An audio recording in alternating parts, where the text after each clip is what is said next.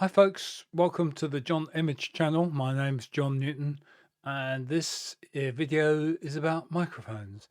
Now the previous video was about microphones as well, but I don't really feel that uh, the recording went as well as I'd like it to be. The audio wasn't so good, so hopefully with a bit of luck this audio will be a bit better.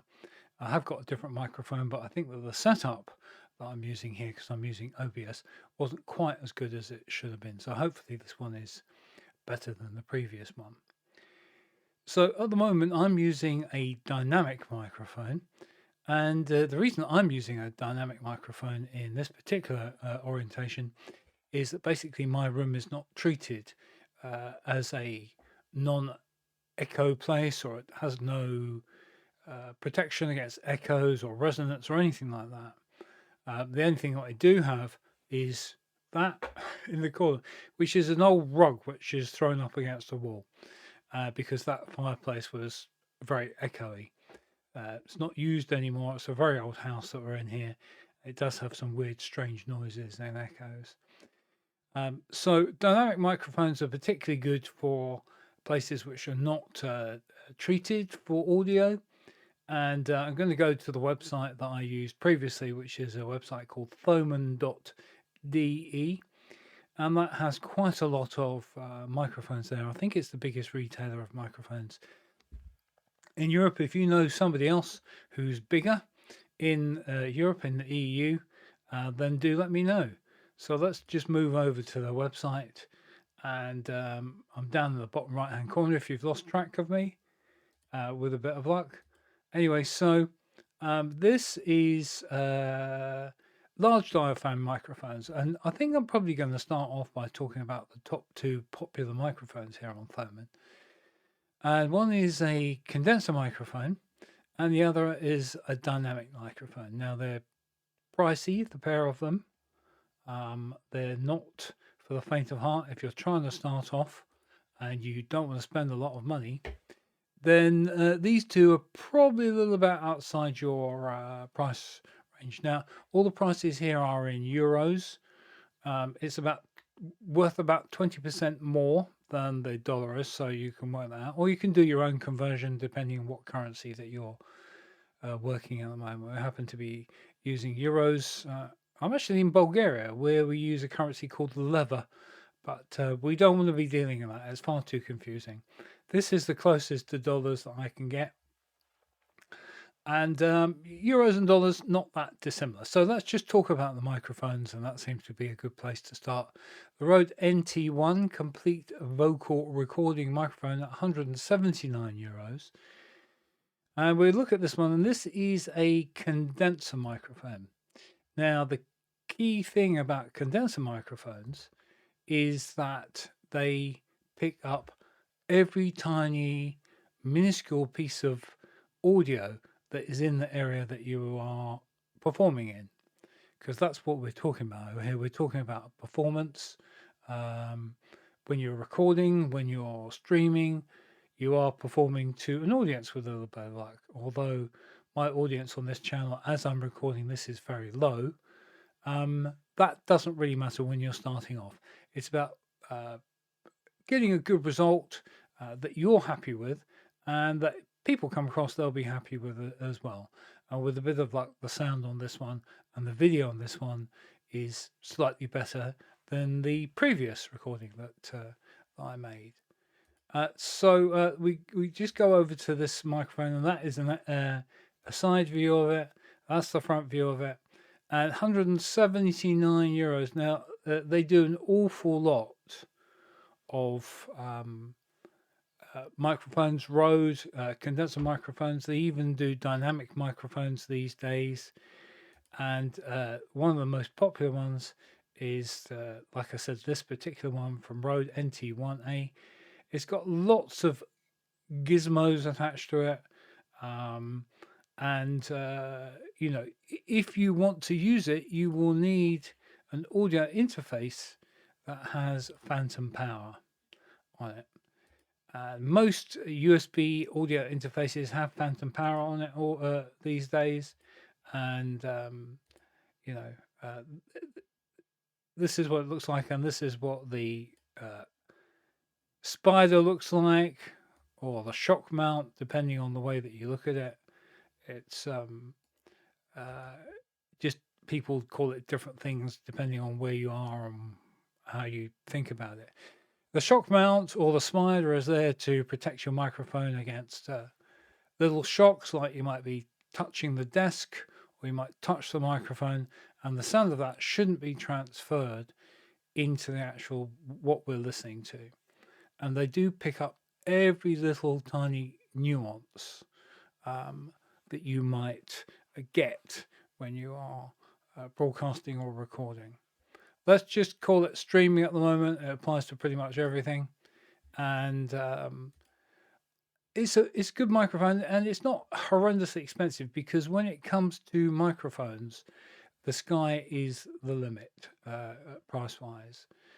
Just for a laugh, let's just put the most expensive microphone that they do here on this website, although it's out of stock. Telefunken, German company, they tend to do the most expensive microphones, and it's 14,000 euros. Now, I got to be honest with you, I'm not entirely sure what or why that microphone is so expensive. Maybe it's made by elves in a cave by candlelight, and it takes 2 years to make. I'm not really sure why that would be so expensive. Or maybe it's one elf and one candle. Anyway, I don't recommend spending that kind of money unless you've got a specific reason for it. It seems insane to me. There's plenty of microphones that will do pretty much the same job for a lot less money. And you can go pretty low when it comes to large diaphragm microphones. So we're going to look at one of the cheaper ones at the moment. And I think that probably one of the cheapest ones, I'm not going to recommend this one here because you can't, as far as I can tell, I've not tried it, but as far as I can tell, it doesn't have a proper microphone mount on it. But maybe you can mount it on a proper microphone mount. What does it come with? Let's have a look here. It comes with a little tripod, a little foam muff thing, and a normal mount and a USB cable. So it's got to be a USB microphone. And that's something else to bear in mind if you don't want to buy, so for instance, if you don't want to buy an audio interface, although it's going to give you lots of flexibility in the future, you can just use a USB interface. So let's just go back to large diaphragm microphones again, popularity. And this time we're just going to talk about the Shure SM7B. Now, the Shure SM7B is one of the most popular dynamic microphones that you can buy.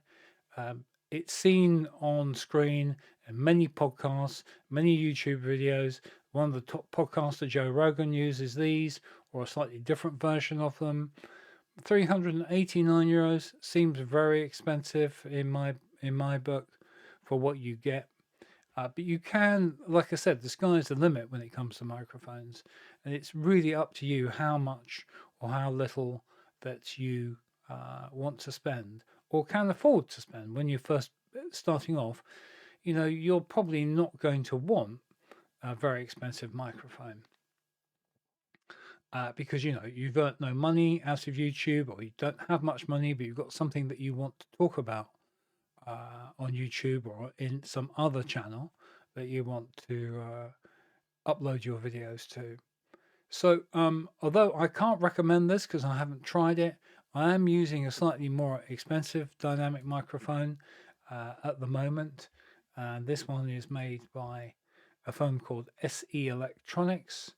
And I've actually had some experience of SE Electronics over the years. Where's it gone? There we are. And the microphone that I'm using at the moment, let's have a look here. It's this one. Is it this one? 245? Or is it this one? Yeah, I think it's this one. The Dynacast. DCM8, yeah, and it even says that I bought it. Oh, thank goodness for that. It's reminded me that I actually own this microphone. And it's actually the one that I'm using at the moment. And basically, with most dynamic microphones, you're going to need a preamplifier if you're going to use it with a standard USB interface. I did do a previous video on USB interfaces. You can take a look at that and see what's available. The choices are almost endless, but if you're going to go streaming or you want to share audio off of YouTube or audio off of your computer, you're going to need, I think, a USB interface that has certain features to it, and I talk about that in the previous video, and I'll put a link to that in the description below, of course.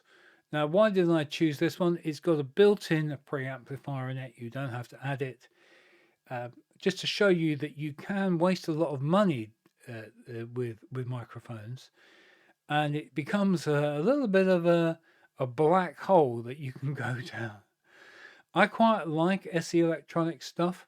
I worked as a voiceover artist many years ago with an SE Electronics condenser microphone. I found it to be very good, very useful, and unfortunately, when I moved from the UK to Bulgaria, it got badly damaged. It got dropped and couldn't be repaired. So that has been recycled now.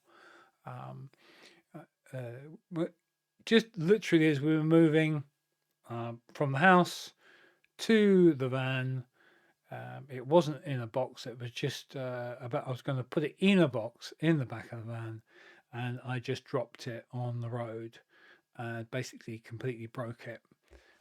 The mount inside broke and not usable anymore, unfortunately. So I had to buy a new one, and it wasn't under the house insurance. So, but I do like SE Electronic stuff.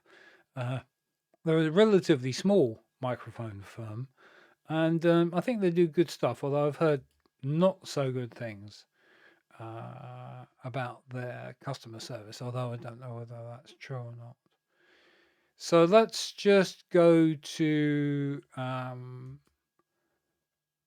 previous microphone that I was using on here, and I'm going to talk about webcams before long. And this was the one that I was using previously. Now it's €89, much cheaper and pretty much nearly as good as this, only you do have to use a preamplifier with it. So preamplifiers are a bit of another video, I should think, that we could probably talk about preamplifiers and how much you can spend on them. But to give you an example, if you buy one of the cheaper preamplifiers, what they call an inline preamplifier for this microphone, if your interface can't fully give this enough volume, you can have, let me see, is it here? Oh yeah, here it is. So here is a preamplifier that they're recommending here. It's like what they call a cloud lifter or a FET head, and this is Thoman's own brand preamplifier that you're getting with it here, and you put it between the interface, the USB interface, and your microphone.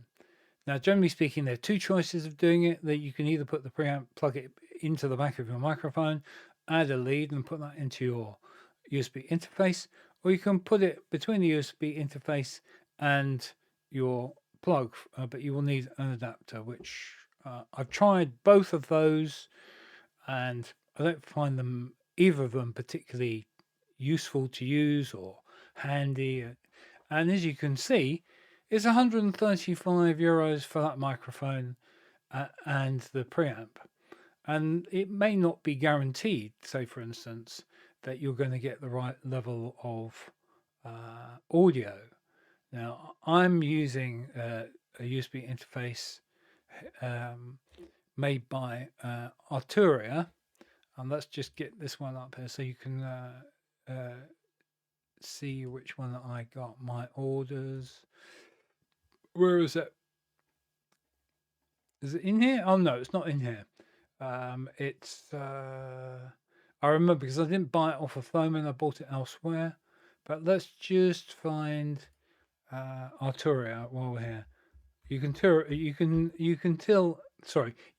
it's live because it's not prearranged.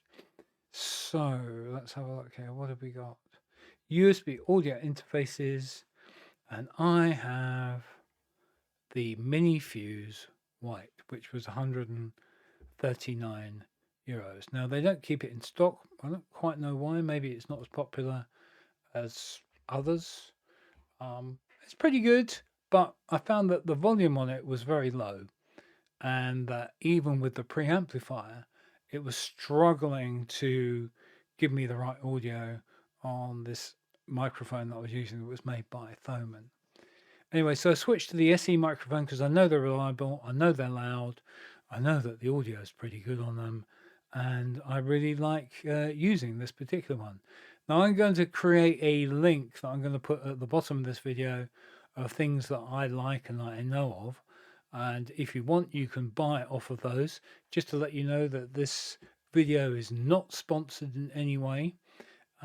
We don't have an audience as of the date of uploading, which would mean that I could be sponsored.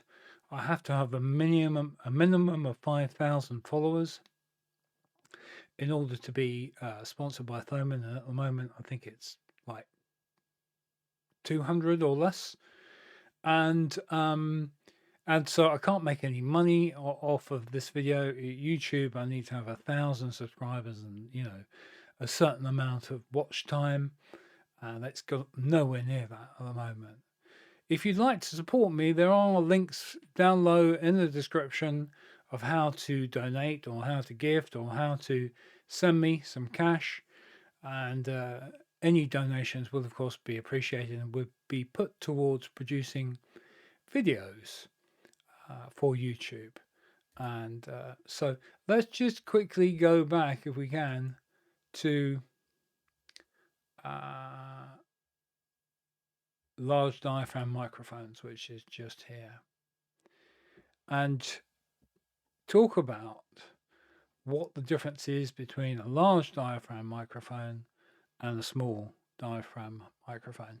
Now, generally speaking, large diaphragm microphone give you a much more detailed sound, and it's much more resilient to different voices and different sounds, if you like, much more useful. Although a lot of people will argue that a small condenser microphone has different uses. And just to really cover this briefly, small condenser microphones, let's say, for instance, condenser microphones, they can be used in a much more directional way. So if you're standing or sitting or producing or performing directly in front of a microphone, the small diaphragm is probably fine. But, you know, most people who are broadcasting prefer a large diaphragm microphone because it gives more detail and it's slightly less directional than a small diaphragm microphone. Now, if you've got a specific microphone in mind that you'd like me to cover or you've heard of, please make a comment below. I'll do my best to do it, although at the moment I'm constrained for money. So I'm not going to try and cover all the microphones that there are in the world or in Europe or any other place, really. But just bear in mind that there are literally hundreds. If we look at, say, large diaphragm microphones, on this webpage, they're showing 425 different microphones, large diaphragm. And if we go for small diaphragm microphones, they've got 298 different microphones. So personally myself, I don't think I'll ever cover all of those, although there are other channels who do that, and it's worth checking them out. My personal preference is for a large diaphragm microphone, dynamic.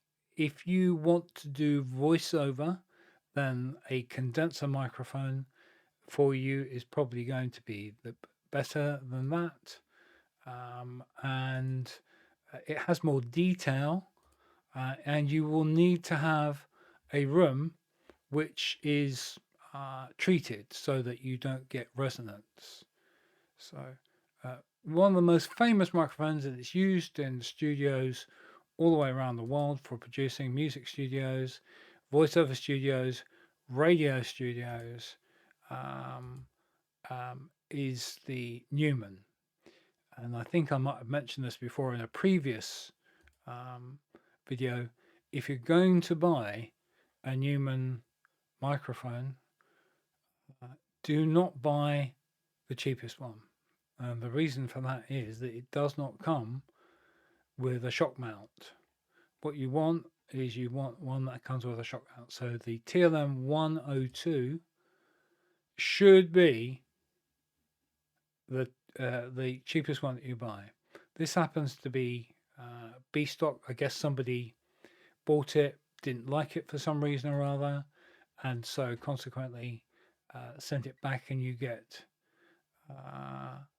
a slight discount because it's been pre-used. I would go, if you're going to buy a Neumann, really and truly get one with a decent shock mount. And if you've got a bottomless pocket, then I would get this one. And that is the Neumann TLM 103 25 years edition. It'll probably last you the rest of your life, and if you've got any children, it'll probably last them the rest of their lives. I don't possess one of these. If somebody wants to donate the 1,444 euros in order for me to be able to buy one of these, then I'm happy to buy it and to try it out, and for you to hear what it sounds like on my voice. Whether that's a good thing or not, that's a personal choice, I guess. So I'm just going to kind of wrap it up here because I think I've been waffling along for quite a long time about microphones here. If there's any other information that you'd like to hear or see about microphones, I'd love to hear from you. Please like and subscribe to this channel. And the more people that like and subscribe, and particularly share the video, will help support me. And at some point in the future, hopefully, YouTube will start paying me to make videos, because at the moment I get nothing. And I can't gain any income from promoting any particular products either, because I just don't have a big enough audience. This is made on Friday, the 16th of February, 2004. And despite of what you may have heard, lots of YouTubers may be leaving or stopping doing videos, but there are a lot more making videos. Does the YouTube algorithm support them, and does it show these new users to you? Well, only you can tell me that, because I don't know whether you've stumbled across this, you've been recommended it, or how you are seeing this at the moment. But I would like to know. So if you'd like to make a comment, don't forget, make a like, make a subscribe. If you've got some spare money, please make a donation using the links below, and hope to see you again soon. We talk about other aspects of producing videos, audio, and whatever else comes to mind for YouTube. All the best, take care, and have a great day.